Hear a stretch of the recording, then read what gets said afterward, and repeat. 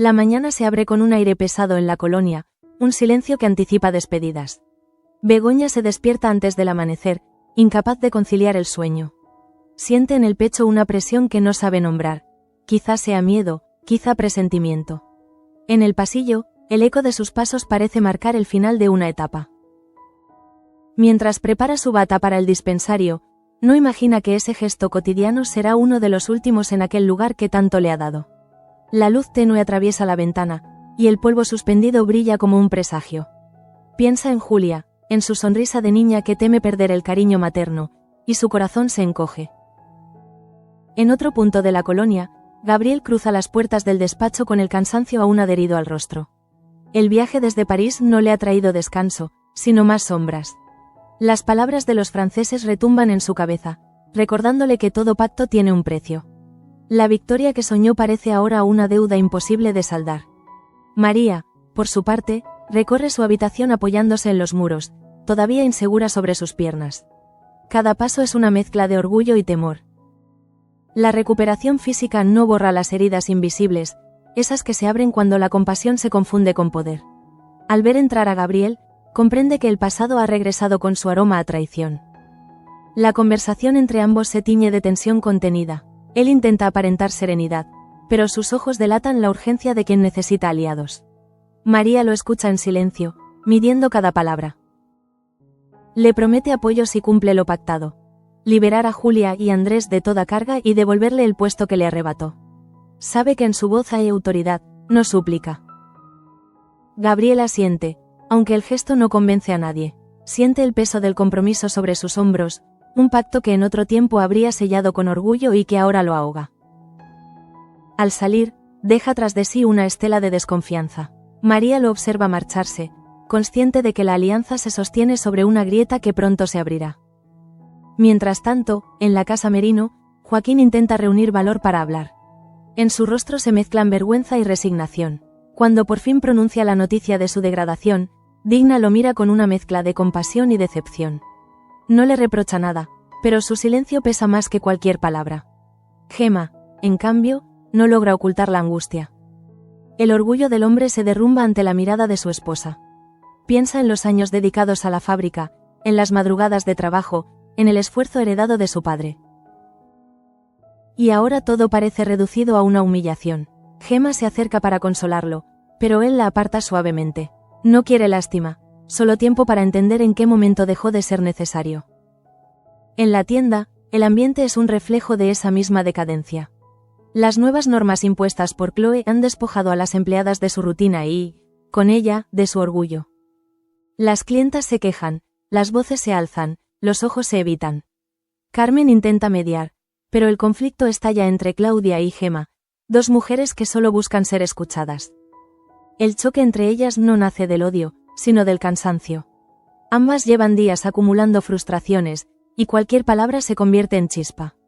Carmen interviene con firmeza, recordándoles que no pueden permitirse caer en la trampa del caos. Sin embargo, su tono revela algo más: la certeza de que el orden que conocían se está desmoronando sin remedio. A unos metros, en la cantina, Maripaz rompe el silencio que arrastra desde semanas. Frente a Claudia, confiesa una vida llena de tropiezos, de promesas incumplidas y de deudas que no solo son económicas. Sus ojos, cansados, reflejan una verdad que la vergüenza había intentado ocultar. Claudia la escucha, pero la torpeza de su consuelo provoca el efecto contrario. La joven se levanta abruptamente, incapaz de sostener tanta compasión. Sale corriendo hacia la calle, dejando atrás el murmullo de la cantina. Claudia la llama, pero la voz se pierde entre los ruidos del mercado. Siente una punzada de culpa, esa que solo nace cuando uno intenta ayudar y termina recordando sus propias heridas. Por la tarde, Chloe irrumpe en el despacho central. Sus pasos resuenan con la seguridad de quien sabe que tiene el control. Marta y Joaquín la esperan, sin sospechar la magnitud de la humillación que se avecina. Con voz fría, la francesa anuncia la cancelación del aniversario de la banda de la reina. En su lugar, la empresa celebrará la unión con Brossard bajo otro nombre. La noticia cae como una sentencia. Joaquín intenta replicar, pero Chloe lo interrumpe con una sonrisa calculada. Las tradiciones deben adaptarse al progreso, dice, y en esas palabras se esconde la condena de una identidad entera. Marta se muerde el labio, conteniendo la rabia. Comprende que no se trata solo de negocios. Están borrando la historia de su familia. Más tarde, en el dispensario, el aire se vuelve denso. Chloe aparece nuevamente, esta vez con un sobre en la mano. Begoña la recibe con cortesía, sin imaginar el golpe que está a punto de recibir. La francesa habla de ajustes, de eficiencia, de decisiones corporativas. Cada palabra es una puñalada vestida de burocracia. Cuando termina, solo queda una frase: su puesto ha sido eliminado. El silencio que sigue es insoportable. Begoña sostiene la carta entre los dedos, incapaz de reaccionar. No llora, no protesta. Solo siente cómo se apaga una parte de sí misma. El dispensario, que tantas veces fue refugio de vidas y esperanzas, se convierte de pronto en un escenario vacío. Afuera, el ruido de la colonia continúa, ajeno a su pérdida. Camina hasta su casa con el sobre arrugado en la mano. Cada paso es un eco del pasado, cada esquina guarda el recuerdo de los pacientes que ayudó, de las miradas agradecidas. Pero ahora, todo parece diluirse. Al llegar, Julia corre a abrazarla. Begoña la estrecha con fuerza, como si ese gesto pudiera detener el tiempo. En su mente solo hay una idea: protegerla. Decide hablar con Damián esa misma tarde. Entra al despacho y lo encuentra absorto entre papeles. Su rostro revela el cansancio de los años y el peso de las decisiones. Begoña se sienta frente a él, y con voz temblorosa pero firme, le expresa su deseo de adoptar a Julia legalmente. Quiere que la niña tenga un hogar, una certeza que nada ni nadie pueda arrebatarle. Damián la escucha sin interrumpir. En su interior se mezcla el orgullo con el miedo. No soporta la idea de perder a su nieta, ni de ver cómo la familia se fragmenta aún más. Sus palabras son lentas, casi un suspiro. No sé si es el momento. Ella intenta explicarle, pero la tensión lo vence. De pronto, se lleva la mano al pecho. El sonido del reloj se detiene en su mente. Begoña salta de la silla, grita pidiendo ayuda. En segundos, el patriarca se desploma, víctima de un síncope. La escena se tiñe de caos. Pasos apresurados, voces que se cruzan, el eco de un nombre repetido con desesperación. Lo trasladan al dispensario, ese mismo lugar del que ella acaba de ser despedida. El contraste la desarma. La enfermera sin empleo vuelve a ejercer su vocación entre el miedo y la ironía del destino. Observa a los franceses desplazando muebles, transformando el espacio en algo que ya no reconoce. A su alrededor, los rostros son extraños, las órdenes frías. Siente que todo lo que amaba de ese lugar se ha ido con una firma. Cuando Damián abre los ojos, lo primero que ve es a Begoña sujetándole la mano. En su mirada hay confusión, pero también gratitud. Ella sonríe, aunque por dentro se desmorona. En el pasillo, las voces de los médicos franceses suenan ajenas, distantes. Entiende que la empresa, y quizás la vida que conocían, ha cambiado para siempre. Al salir del dispensario, el cielo amenaza tormenta. Joaquín la encuentra en la entrada, con el rostro pálido y los ojos perdidos. No necesita preguntar, ambos saben que han llegado al límite. Él le confiesa su decisión de dimitir. No puede seguir trabajando para quienes humillan a su gente. Begoña lo escucha y asiente, compartiendo un silencio que los une en la derrota. El viento sopla fuerte en la colonia. Las luces del atardecer se filtran entre las nubes, tiñendo todo de un tono gris que parece eterno. Cada habitante siente que el suelo tiembla bajo sus pies, no por ruido ni explosiones, sino por esa sensación de estar perdiendo algo que no se puede recuperar. En el aire flota un olor a cambio y a despedida. Mientras tanto, en su despacho, Gabriel contempla el fuego encendido. El reflejo ilumina los papeles sobre la mesa. Informes, contratos, promesas. Entre ellos, una carta sin firmar. Piensa en María, en su advertencia, en el precio que tendrá que pagar por mantener el poder. Fuera, la tormenta se desata. Y dentro, su conciencia empieza a resquebrajarse. La lluvia cae con furia sobre los tejados de la colonia, golpeando las ventanas del despacho de Gabriel como si quisiera atravesar su calma fingida. Afuera, el viento arrastra las hojas y los murmullos. Adentro, el abogado observa el fuego extinguirse en la chimenea. Cada chispa que muere le recuerda las promesas incumplidas, las alianzas traicionadas y el peso de los secretos que ahora lo sostienen. Se sirve una copa de brandy con manos temblorosas. El líquido ámbar vibra con la luz del fuego, y por un momento cree ver en su reflejo la mirada de María. Piensa en sus palabras, en la forma en que lo enfrenta sin miedo. No la odia, ni la respeta del todo, la teme, porque en ella ve el mismo vacío que crece dentro de sí. En el despacho contiguo, Damián intenta recuperar la fuerza. Los médicos se mueven con profesionalidad distante, pero su mente solo se fija en una imagen. Begoña inclinada sobre él, luchando por mantenerlo despierto. Hay gratitud, sí, pero también una herida invisible. Sabe que cada respiración que toma está pagada con la dignidad que la francesa le ha arrebatado a su familia. Cuando los ruidos se disipan, Begoña sale a la lluvia. No lleva paraguas. Deja que el agua le borre las lágrimas y los temores.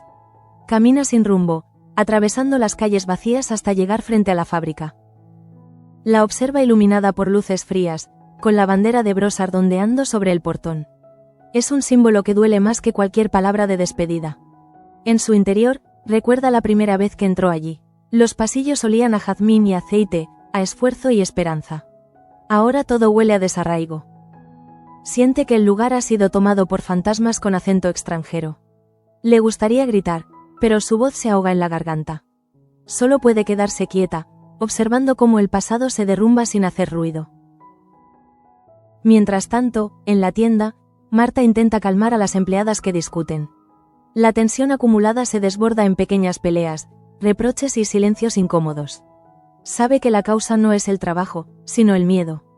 La colonia entera huele a incertidumbre. Nadie se siente a salvo. Cada mirada busca culpables y cada palabra suena como una despedida anticipada. En un rincón del mostrador, Carmen limpia las vitrinas una y otra vez, como si en ese gesto mecánico pudiera ordenar el caos interior. Piensa en Tasio, en los obreros despedidos, en las noches sin sueño. Sus manos tiemblan, no por cansancio, sino por esa mezcla amarga de impotencia y orgullo que acompaña a quien ve desmoronarse su mundo sin poder detenerlo. En la casa Merino, Digna enciende una vela frente al retrato de su difunto padre. Pide fuerza, no para ella, sino para sus hijos. Joaquín aún no ha regresado. La espera le resulta insoportable. En cada sombra que pasa frente a la ventana, cree ver su figura. Cuando por fin escucha la puerta, respira aliviada, pero su instinto maternal le dice que el alivio durará poco. Joaquín entra empapado, con la mirada perdida. No dice nada, solo deja sobre la mesa una carpeta doblada. Su carta de dimisión. Digna la toma, la abre y lee sin pronunciar palabra. En sus ojos no hay sorpresa, solo una tristeza profunda. Entiende que su hijo ha elegido la dignidad antes que el miedo, pero también sabe que ese gesto heroico traerá hambre y vergüenza. El silencio entre ellos es denso, casi físico. Gemma intenta hablar, pero su voz se quiebra. La dimisión significa empezar de cero, buscar trabajo donde todos los caminos están cerrados. Joaquín la abraza sin palabras. Sabe que no puede prometer nada, ni siquiera esperanza. Solo el consuelo de estar juntos cuando todo se derrumba. Es poco, pero es lo único real. Esa misma noche, María camina por los pasillos de la casa grande. No teme el eco de sus pasos, ni las miradas que la siguen desde las sombras. Ha aprendido que la soledad también puede ser poder. Cada rincón de la mansión le recuerda un agravio, una humillación, una herida que ahora quiere devolver multiplicada. Su fuerza no nace del perdón, sino de la rabia contenida. Entra en el despacho de Gabriel sin pedir permiso. Lo encuentra con la cabeza entre las manos, vencido por sus pensamientos. Él no la mira al principio, como si su presencia fuera un fantasma. Pero ella no necesita invitación. Se acerca, coloca un sobre la mesa y lo empuja hacia él. Ahí tienes lo que pediste, dice con voz serena. En realidad, no le está entregando ayuda, sino control. Gabriel abre el sobre con precaución. Dentro hay documentos sobre las cuentas de la fábrica, copias de informes y nombres de trabajadores fieles a los franceses. María ha conseguido lo imposible: infiltrarse en el corazón de su enemigo. Él la observa con una mezcla de admiración y temor. No sabe si ha ganado una aliada o una verdugo. Y esa duda es su nueva condena. La tensión entre ambos no se mide en palabras, sino en silencios. Gabriel agradece con un gesto y guarda los papeles. Pero en su interior, algo se resquebraja. Siente que cada trato con María lo aleja más de su propia humanidad. Ella lo percibe, lo sabe, y sonríe apenas. Nos necesitamos, dice sin decirlo. Es el pacto de los que han perdido el alma y aún pretenden salvarla. En la habitación de arriba, Begoña cuida a Julia, que duerme abrazada a su muñeca. La niña murmura el nombre de su padre entre sueños. Ella se queda observándola largo rato, con la sensación de que el amor no basta para proteger. Afuera, los truenos iluminan las paredes. Piensa en Damián, en su mirada frágil tras el síncope, y siente que algo dentro de ella se rompe definitivamente. Toma su crucifijo y lo aprieta entre los dedos. No reza, solo piensa. En los sacrificios que nadie ve, en las decisiones que desangran el alma. Sabe que mañana el sol volverá a salir, pero no para todos. En la colonia, la esperanza se ha vuelto un lujo que solo los poderosos pueden permitirse. Y ella ya no forma parte de ese mundo. A la mañana siguiente, Gabriel llega a la fábrica acompañado por los representantes de Brossard. Los obreros los observan desde lejos, con una mezcla de rabia y miedo. Nadie se atreve a hablar. Tasio, desde el piso superior, aprieta los puños. Sabe que la imagen que tiene frente a sí, el enemigo entrando en su casa, quedará grabada en su memoria para siempre. El discurso de Chloe resuena por los altavoces recién instalados. Habla de progreso, de modernidad, de un nuevo comienzo. Sus palabras son pulidas y frías, como una máquina. Pero entre los trabajadores, el silencio es absoluto. Cada frase suena a sentencia. Gabriel la observa desde el lateral, intentando convencerse de que aquello es necesario, de que la rendición también puede ser estrategia. Al final del acto, Chloe le entrega una copia del contrato de colaboración. Él lo firma con la mano temblorosa, sabiendo que con cada trazo entrega una parte de su historia. Cuando levanta la vista, se encuentra con María en el fondo de la sala. No aplaude, no sonríe, solo lo mira con esa calma que lo destruye más que cualquier reproche. En esa mirada está escrita su derrota.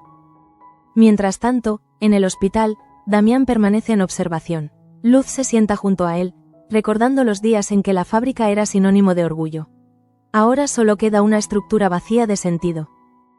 Todo lo que se construye con miedo se derrumba con rapidez, piensa, mirando las venas del patriarca, donde leita aún la culpa de una vida de decisiones mal tomadas. En la colonia, los rumores crecen. Algunos dicen que los franceses se quedarán con todo, otros que Begoña ha sido despedida por orden directa de Chloe. Nadie sabe la verdad, pero todos sienten que algo grande se aproxima.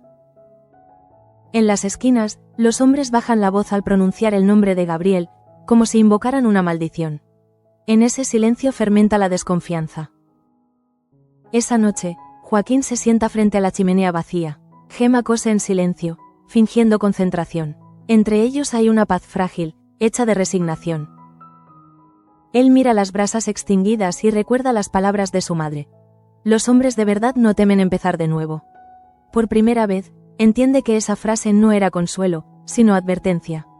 Empezar de nuevo también puede significar perderlo todo. En la mansión de la reina, Begoña prepara un té para Damián. Cuando se lo entrega, él la observa con ternura. Gracias por no irte, dice apenas audible.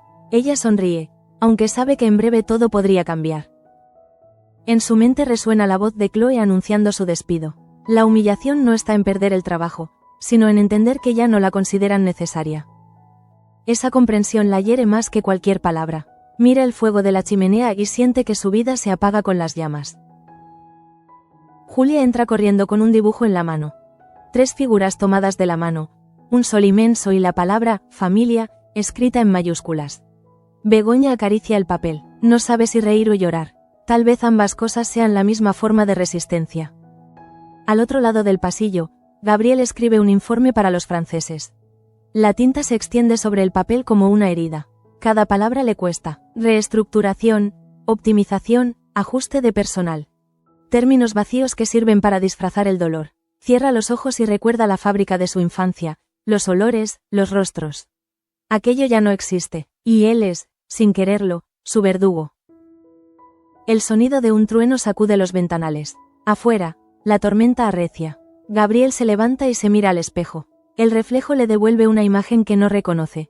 Un hombre que ha perdido el rumbo, que ha vendido su honor por un espejismo de control. En sus ojos se adivina la sombra de la locura, y en su pecho, el presentimiento de que el fin se acerca, lento, inevitable, como la lluvia que no cesa. El amanecer llega envuelto en un silencio pesado, un silencio que no trae calma sino presagio. En la mansión de la reina, los pasillos parecen más largos, las paredes más frías. Begoña se despierta con la sensación de no haber dormido. Sus ojos, hinchados de cansancio, reflejan una mezcla de miedo y determinación. Sabe que el día que empieza marcará un antes y un después en su vida. Mientras prepara el desayuno para Julia, las manos le tiemblan. No por el peso de la bandeja, sino por la conciencia de que ese gesto doméstico podría ser el último que realice bajo ese techo. La niña la observa con inocencia, sin entender por qué su madre sonríe con tristeza. Begoña intenta disimular, pero su voz se quiebra al pronunciar las palabras que le salen del alma. Te prometo que nada nos separará. En otro punto de la colonia, Gabriel se viste frente al espejo. Ajusta el nudo de su corbata con movimientos automáticos, casi mecánicos. Su reflejo le devuelve la imagen de un hombre elegante, pero vacío. Ha aprendido a fingir serenidad, incluso cuando la culpa lo corroe por dentro. Cada mañana repite el mismo ritual: vestirse con la piel del vencedor para ocultar el alma del vencido. En la fábrica, los obreros entran con la cabeza gacha. Las reformas impuestas por Brossard se hacen visibles. Nuevas máquinas, nuevos jefes, un idioma que no entienden resonando en los pasillos. Gaspar los observa con tristeza, recordando los tiempos en que cada rostro allí tenía un nombre y una historia. Ahora todos son cifras, horarios y miedo. El perfume que producen huele distinto, más frío, más ajeno. Tasio camina entre las líneas de producción con paso incierto. Su autoridad parece haberse disuelto junto con la de su padre. Intenta mantener la compostura, pero los trabajadores lo evitan. Saben que ya no manda. Lo respetan por costumbre, no por poder. En sus ojos se refleja la derrota de toda una familia que construyó un imperio para verlo caer bajo la firma de un extranjero. En el dispensario, Begoña recoge sus pertenencias en silencio. Un reloj, un par de guantes, una foto de Julia. Los deja caer en un bolso pequeño, sin mirar atrás. No hay lágrimas, solo una calma forzada que oculta la tormenta interior. Mientras camina por el pasillo vacío, escucha las voces de los nuevos encargados discutiendo sobre eficiencia y costes. Palabras que suenan como insultos en un lugar que antes respiraba humanidad. Cuando llega a la puerta, se detiene un instante. Mira por última vez las paredes que la vieron curar, consolar, sostener. Sabe que nunca volverá a ser la misma. No es solo un empleo lo que pierde, sino una identidad. Cruza el umbral y el sonido de sus pasos se mezcla con la lluvia que aún no cesa. Afuera, la colonia sigue girando, ajena a su pequeña tragedia. María la ve desde una ventana del piso superior. Su mirada no es de burla, ni de compasión. Es la observación fría de quien reconoce en la caída ajena un reflejo de su propia lucha. Sabe que Begoña es fuerte, pero también que la bondad tiene un límite. Y cuando ese límite se rompe, la justicia se vuelve venganza. Esa idea le arranca una sonrisa amarga. A media mañana, Digna visita a Begoña. No lo hace por curiosidad, sino por instinto.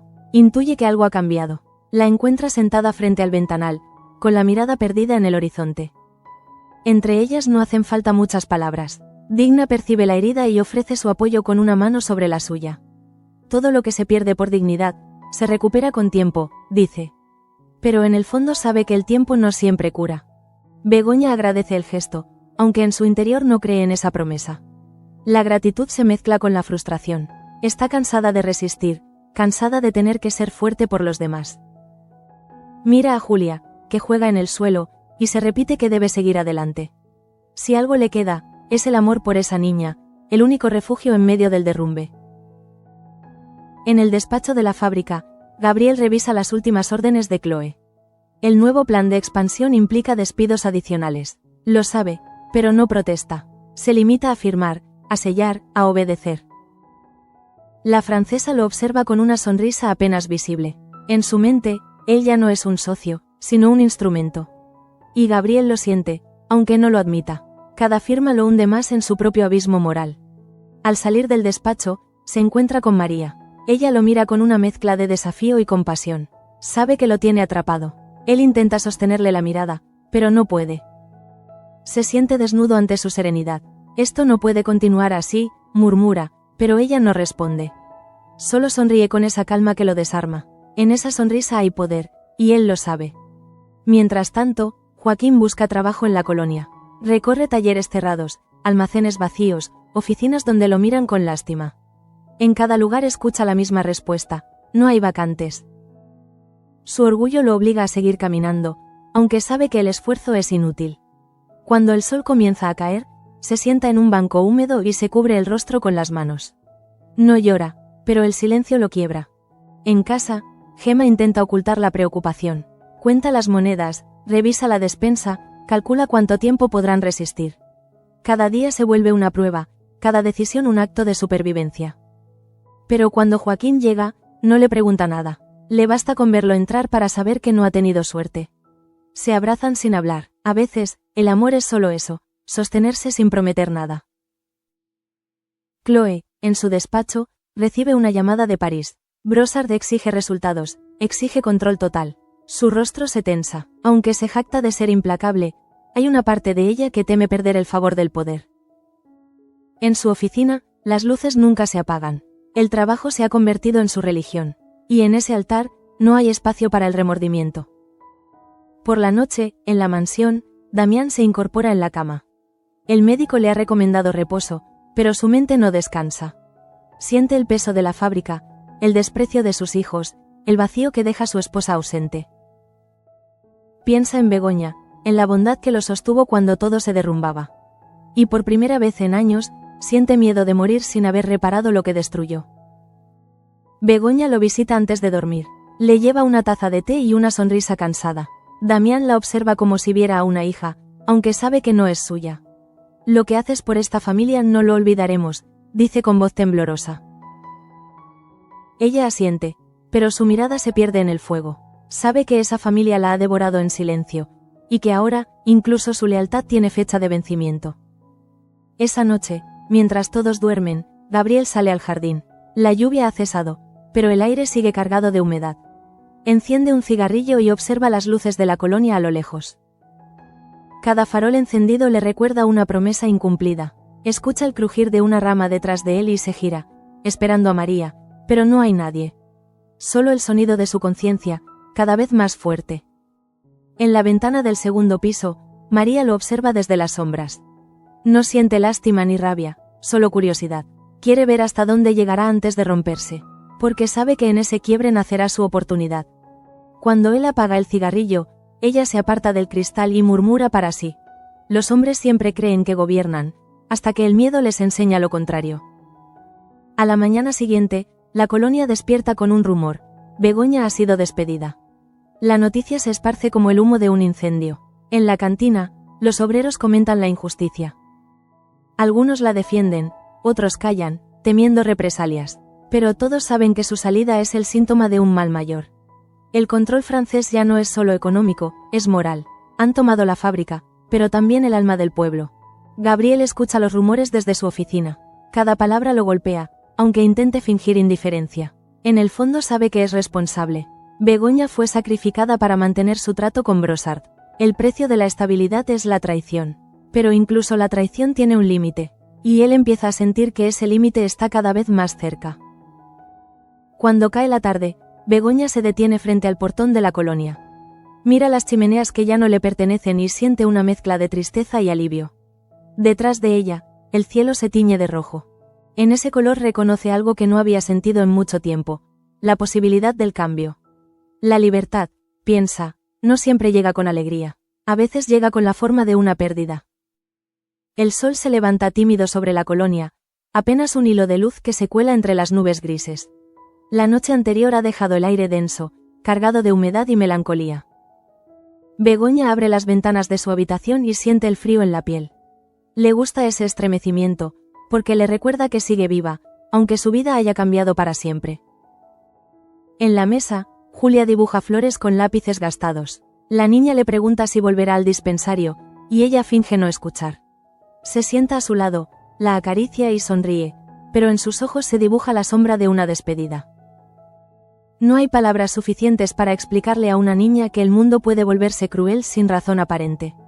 Solo le queda abrazarla más fuerte. Mientras tanto, en la mansión, Damián intenta retomar sus labores desde la cama. Los médicos insisten en que debe descansar, pero él no soporta la inactividad. En cada rincón del despacho siente el eco de su fracaso. Las decisiones que tomó creyendo proteger su legado se han convertido en cadenas que lo aprietan. Cada hoja firmada, cada trato sellado, pesa como una culpa que no puede redimir. A media mañana, Gabriel se presenta en la fábrica. Su rostro es el de un hombre que finge control, aunque su mente esté a punto de colapsar. Chloe lo espera con una carpeta llena de informes. La reunión es breve, fría, desprovista de toda humanidad. Ella le recuerda los plazos, las condiciones, los compromisos. Habla de cifras con la misma naturalidad con la que otros hablan de vidas. Él asiente, incapaz de contradecirla. Cuando la francesa se levanta para irse, le lanza una mirada que lo desarma. No hay odio en sus ojos, solo superioridad. Gabriel siente que en ese instante pierde algo más que autoridad. Pierde el respeto hacia sí mismo. Su orgullo se derrumba en silencio, como las paredes de una casa vieja que nadie se atreve a reparar. Y dentro de ese derrumbe, germina el rencor. En la colonia, Joaquín se ha convertido en un fantasma. Camina entre la gente sin ser reconocido, sin pertenecer a ningún lugar. Las palabras de Digna resuenan en su cabeza. A veces la dignidad duele más que la vergüenza. No sabe si fue valentía o estupidez renunciar. Solo sabe que, por primera vez, no tiene respuestas. El futuro es un vacío, y él camina hacia él con los ojos cerrados. En la cantina, los obreros murmuran. La noticia del despido de Begoña ha agitado la rutina. Algunos dicen que fue por decisión directa de los franceses, otros creen que Gabriel lo permitió para protegerse. Las versiones cambian, pero el resultado es el mismo. El miedo se ha vuelto contagioso. Nadie se siente a salvo. Cada puesto, cada salario, pende de un hilo invisible manejado desde París. María entra en la fábrica con paso firme. Ya no usa bastón, ya no finge fragilidad. Los trabajadores se apartan al verla. Saben que su poder no viene del dinero ni del apellido, sino de la información que guarda. Su presencia incomoda, su serenidad asusta. Se detiene frente a la oficina de Chloe y entrega un sobre sellado. Nadie sabe qué contiene, pero todos sienten que el equilibrio está a punto de romperse. Chloe abre el sobre minutos después y encuentra documentos sobre la gestión anterior de la familia de la reina. La precisión de los datos la sorprende. María la observa sin pestañear. No necesita palabras para dejar claro que el juego ha cambiado. Ahora ella tiene el control. Chloe asiente con una sonrisa tensa, sabiendo que, aunque odie admitirlo, depende de esa mujer tanto como de sus superiores. Gabriel observa la escena desde el pasillo. El mundo que él construyó a base de estrategias y silencios se le escapa entre las manos. En María y Chloe ve reflejadas dos formas de poder. Una que destruye con sutileza, otra con autoridad. Y él, que creyó dominar a ambas, se da cuenta de que no es más que una pieza prescindible en el tablero que ayudó a levantar. Begoña, ajena a las intrigas, se refugia en su pequeña casa. Pasa las horas ordenando sin sentido, doblando manteles, limpiando lo limpio. Cada gesto cotidiano se convierte en un acto de resistencia. No tiene trabajo, ni futuro claro, pero aún posee algo que los franceses no pueden comprar: la capacidad de cuidar, de sentir, de amar sin cálculo. En ese pensamiento se aferra para no desmoronarse. Digna la visita al caer la tarde. Le lleva pan y unas flores del jardín. No dicen mucho, comparten el silencio de las mujeres que han aprendido a sufrir sin quejarse. Digna le recuerda que, pese a todo, sigue siendo parte de algo más grande que la fábrica. La comunidad, la gente que la respeta, los niños que la saludan al pasar. Begoña la escucha y por primera vez en días, se permite sonreír. Mientras tanto, en la mansión, Gabriel intenta recuperar su posición. Reúne a los empleados más antiguos para transmitir calma, pero su discurso suena vacío. Habla de progreso y estabilidad, pero su voz tiembla. Los hombres lo miran sin convicción. Algunos asienten por costumbre, otros por miedo. Él siente que las palabras rebotan en un muro invisible. La confianza se ha ido, y con ella, su poder. Esa noche, el despacho de Chloe se ilumina hasta tarde. Revisa los papeles que María le entregó y marca los nombres de quienes considera prescindibles. Su lápiz es un arma silenciosa. Cada trazo decide el destino de una vida. Cuando termina, apaga la lámpara y se mira al espejo. En su reflejo no ve a una empresaria, sino a una verdugo. Pero no se detiene. En su mente, la compasión es una debilidad. En otro punto de la colonia, Joaquín regresa a casa con un pequeño sobre en la mano. Lo abre frente a Gemma. Dentro hay una carta de recomendación firmada por Tasio. No es una oferta de trabajo, solo una promesa de ayuda. Aún así, siente un alivio extraño. No todo está perdido. A veces, la dignidad también atrae respeto. Se sienta junto a su esposa y, por primera vez en días, respira sin culpa. Begoña sale al jardín cuando el cielo se oscurece. El aire huele a tierra mojada y a cambio. Cierra los ojos y deja que el viento le despeine el cabello. En su pecho leí una certeza. No puede seguir esperando que los demás decidan por ella. Quizá haya perdido un trabajo, pero aún puede elegir cómo vivir. Esa conciencia nueva le devuelve una fuerza que creía extinguida. En el despacho de Gabriel, las luces siguen encendidas. Los papeles se amontonan sobre la mesa, pero él no lee. Solo mira el fuego y piensa en el pasado. En la fábrica que levantaron sus abuelos, en los ideales que traicionó, en las personas que sacrificó para llegar hasta aquí. La voz de María resuena en su cabeza. Nos necesitamos. Sabe que era verdad, pero también que esa necesidad lo está destruyendo. Coge una hoja en blanco y comienza a escribir una carta. No para Chloe ni para los franceses, sino para sí mismo. No busca justificarse, solo dejar constancia de lo que fue. He vendido lo que no era mío. He callado cuando debía hablar, he temido cuando debía luchar, escribe. Las lágrimas caen sobre el papel y borran algunas palabras, pero no la culpa. A la misma hora, María camina sola por el corredor principal de la fábrica. La luna ilumina su rostro, sereno, casi inhumano. Se detiene frente al cartel que reza la banda del rey y sonríe. No es alegría, es una ironía amarga. Sabe que ha ganado poder, pero no respeto. Su victoria huele a perfume nuevo, artificial, incapaz de ocultar el hedor del miedo que domina la colonia. En la casa pequeña, Begoña prepara té mientras Julia duerme. Mira la llama de la vela sobre la mesa y piensa en todo lo que ha perdido. Pero también en lo que ha aprendido. Que la libertad no siempre se conquista, a veces se resiste. Cuando apaga la vela, el humo sube despacio y se disuelve en el aire. En ese gesto sencillo se encierra el símbolo de su renacimiento silencioso. En la mansión, Damián sueña con la fábrica. Ve a sus hijos, a los obreros, a su esposa. Todo se desmorona ante él. Despierta sobresaltado, con el corazón latiendo al ritmo del reloj. Se levanta y camina hasta la ventana. Afuera, el amanecer tiñe el cielo de un tono incierto. Por primera vez en mucho tiempo, siente que el fin de su era ha llegado. Y no hay nada que pueda hacer para evitarlo. El amanecer de aquel día se extiende como una línea frágil entre lo que se fue y lo que aún resiste. En la colonia, el aire está impregnado de ese olor agrio que antecede al cambio.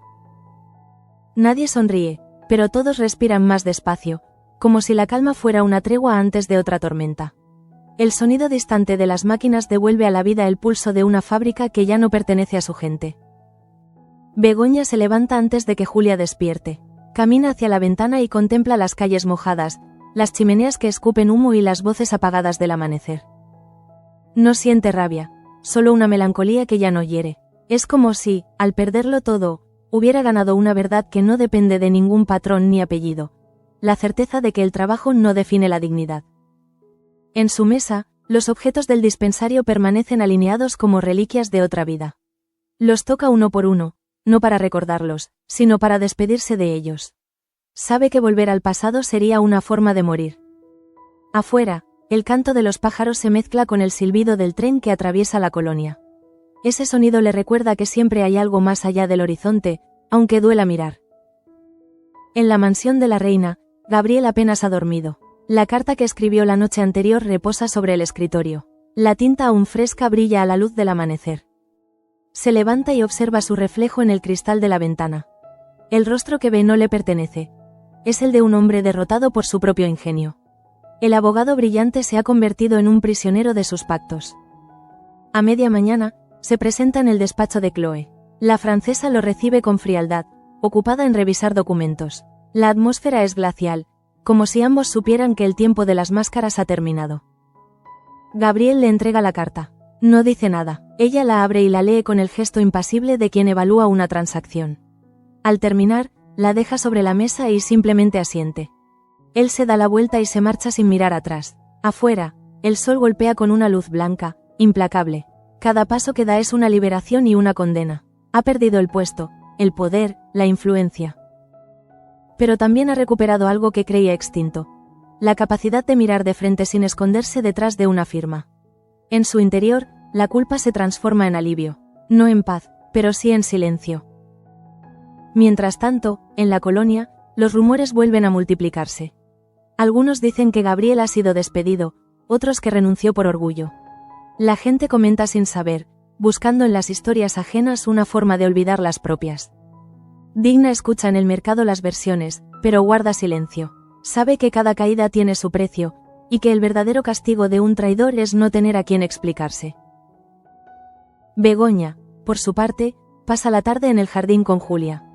Le enseña a plantar semillas en una maceta vieja.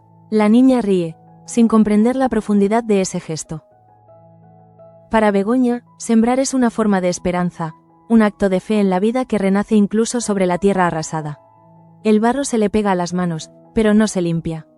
Le gusta sentir la textura del mundo real, sin disfraces ni promesas. En la fábrica, Chloe convoca a los trabajadores. Les habla de un futuro prometedor, de estabilidad, de expansión. Su voz resuena clara, pero nadie la escucha de verdad. Los rostros permanecen impasibles, los ojos bajos. El aplauso final suena débil, forzado. La colonia entera parece obedecer, pero por dentro leita un resentimiento mudo. La obediencia se ha convertido en la única forma posible de resistencia. María observa el discurso desde un rincón, sin ser vista. Sabe que ha ganado un lugar entre los poderosos, pero su rostro no muestra satisfacción. Hay en ella una soledad más profunda que el miedo. Lo tiene todo, y sin embargo siente el vacío de quien ha vencido a todos menos a sí misma. Cuando Chloe termina, María se aleja en silencio, consciente de que su triunfo huele a derrota. Al caer la tarde, Begoña recibe la visita de Digna. Llevan pan y té al patio y se sientan sin hablar. Las dos mujeres observan el cielo tornarse violeta, ese color que siempre anuncia el final de algo. Digna rompe el silencio con una frase apenas audible. La fábrica ya no es nuestra, pero aún tenemos la palabra. Begoña asiente, comprendiendo que la voz de las mujeres, aunque tenue, es la única que persiste. Mientras tanto, Gabriel camina por el camino que sale de la colonia. No lleva equipaje, solo una pequeña maleta y la carta de renuncia en el bolsillo. El viento sopla con fuerza y levanta polvo. Piensa en todo lo que deja atrás, los nombres, los pasillos, las promesas. Sabe que nadie lo despedirá. En su mente, la colonia se convierte en un lugar que existió para enseñarle a perder. En la mansión, Damián recibe la noticia de su dimisión. Su reacción no es de ira, sino de cansancio. Siente que cada persona que se va le arranca un pedazo del alma. Pero en el fondo, una voz le susurra que quizá este sea el final que merecen. Se levanta con dificultad y camina hacia la ventana. Desde allí ve a Begoña cruzando el jardín con Julia. Y por primera vez en días, sonríe. María regresa a su casa con el peso del día sobre los hombros. En su habitación, abre el cajón donde guarda la carta de Enriqueta. La lee una vez más, pero las palabras ya no le causan miedo. La historia ha terminado, y ella se ha convertido en su propia versión de la verdad. Cierra el sobre, lo guarda y apaga la lámpara. En la oscuridad, su respiración suena tranquila, pero no hay paz en su corazón. Esa noche, la colonia entera parece dormir. Solo Begoña permanece despierta, sale al patio con una manta sobre los hombros y contempla el cielo. Las estrellas brillan débiles, como si también temieran desaparecer. Piensa en los últimos días, en todo lo que se ha ido y lo que queda. Comprende que la libertad no siempre llega con gloria. A veces llega disfrazada de soledad, pero sigue siendo libertad. Julia la llama desde la puerta, somnolienta. Begoña la abraza y la lleva de nuevo a la cama. Le canta una canción antigua que su madre solía entonar. La melodía se pierde en la noche, como un rezo. En ese instante, entiende que su nueva vida empieza allí, en ese gesto de ternura sin testigos. No necesita fábricas ni títulos, solo necesita seguir respirando con dignidad. Al amanecer, el viento arrastra el olor de las flores recién plantadas. La colonia despierta despacio, como si temiera enfrentar un día más. Gabriel está lejos, María guarda silencio, Chloe afila su poder, y Damián envejece frente al espejo. Pero Begoña, con las manos cubiertas de tierra y esperanza, sonríe. Ha perdido su empleo, sí, pero ha ganado algo que ningún decreto podrá arrebatarle: la certeza de ser libre por dentro. El último plano de la jornada muestra la fábrica envuelta en neblina. Los obreros entran con paso cansado, los nuevos encargados dan órdenes en francés, y sobre la puerta, el cartel de la banda del rey brilla con un resplandor ajeno. En el aire flota una pregunta sin respuesta: ¿cuánto cuesta un sueño cuando se vende la libertad? La cámara se aleja, dejando atrás el eco de una colonia que aún respira entre ruinas. Y mientras las luces del amanecer se apagan en los tejados, la voz en off de Damián cierra el capítulo con la serenidad de un hombre que ha entendido demasiado tarde. Perdimos la fábrica, pero no el alma. Y mientras quede alguien dispuesto a recordar, la libertad seguirá soñando en nosotros, aunque el mundo insista en comprarnos.